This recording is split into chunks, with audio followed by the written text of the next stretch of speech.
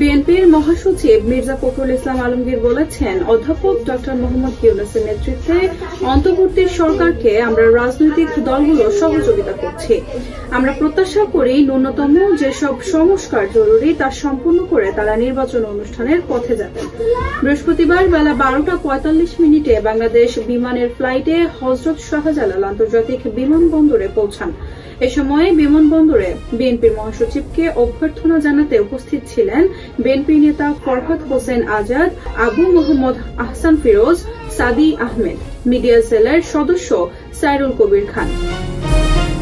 এর আগে 30 নভেম্বর স্ত্রী রাহাত আরা বেগমকে নিয়ে বিএনপির মহাসচিব লন্ডন যান।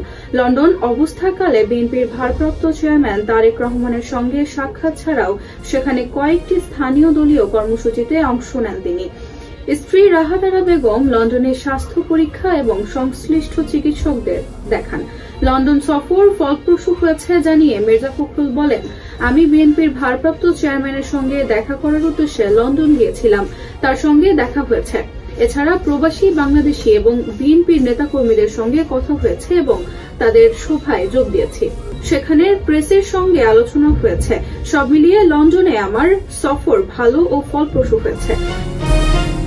তারেক রহমানের কাছ থেকে কি বার্তা নিয়ে এসেছেন জানতে চাইলে তিনি বলেন, ভারপ্রাপ্ত চেয়ারম্যান সাহেব বলেছেন, আপনারা ধৈর্য ধরবেন। ছাত্র জনতার আন্দোলনে একটা বিশাল বিজয় এসেছে। এই বিজয়কে ফলপ্রসূ ও সার্থক করতে হলে অবশ্যই সবাইকে ধৈর্য ধরে ঐক্যবদ্ধভাবে কাজ করতে হবে এবং গণতন্ত্রকে পুনঃপ্রতিষ্ঠায় কাজ করতে হবে। গণতন্ত্রের যে প্রথম পদক্ষেপ নির্বাচনের জন্য সকলকে প্রস্তুতি নিতে হবে। দলের ভারপ্রাপ্ত চেয়ারম্যান কবে নাগাদ ফিরতে পারেন জানতে চাইলে বিএনপি মহাসচিব বলেন, আপনারা জানেন ওনার বিরুদ্ধে অনেক মিথ্যা এবং প্রতিহিংসামূলক মামলা রয়েছে।